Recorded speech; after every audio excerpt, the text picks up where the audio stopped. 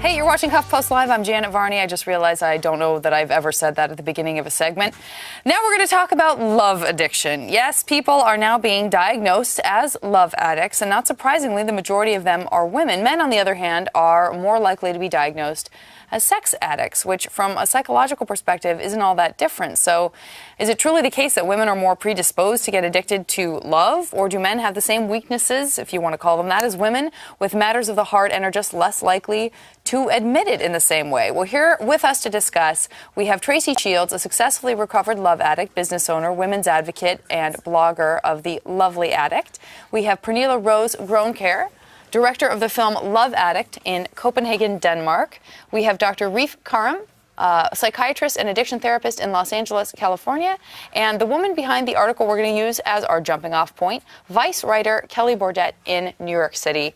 Guys, thank you so much for joining us. But I'm so fascinated by the idea, especially when we talk about addictions like food addiction or love addiction, things that are, you know, characteristically part of our lives in a way that we can't just go cold turkey on, right? The way that we can with something like alcohol or narcotics.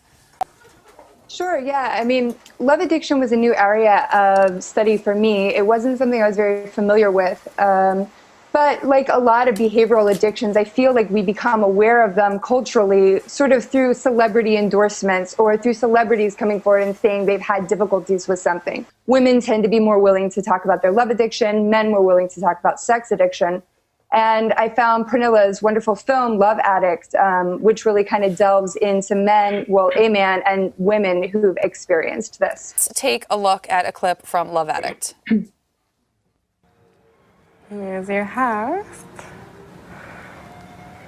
And a night shot at your house, too.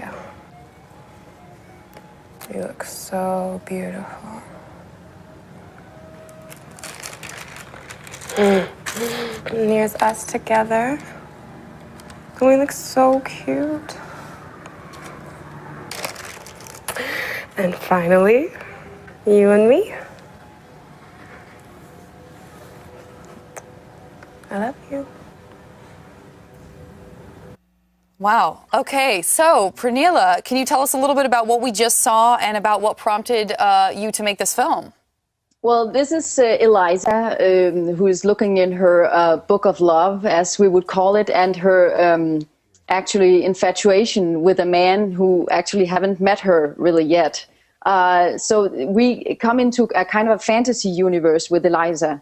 And I was very fortunate to work with Eliza, who's also an actress. So in that sense, and this is a film project, we also created some storylines to actually show how far this addiction will take you in some places. Where do you draw the line between somebody who maybe should seek treatment opposed to somebody who shouldn't?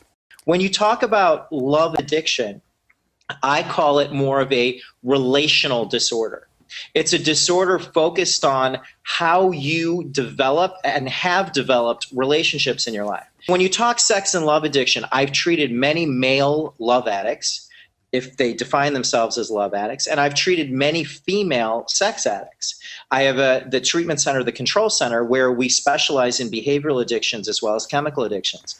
I don't think there's a gender specificity about this. Mm-hmm. I do think some of it's based on what you're more willing to share, right. And I think some of it is based on cultural norms and how our society views men and women in regards to love and sex. I want to, Tracy, bring you into the conversation. I've got your blog up right now, The Lovely Addict, and my understanding is that you are a recovering love addict. My story is very typical of, you know, any woman that grew up the way I did in a somewhat chaotic childhood. But I just took my, you know, my behavior became part of, my behavior for addiction became something that turned into love addiction. I don't think that love addiction is about love at all. It's about the avoidance of the self. And I think that that is the main, should be the main point here. For most of these disorders, between 60 and 90% of these people also have another disorder.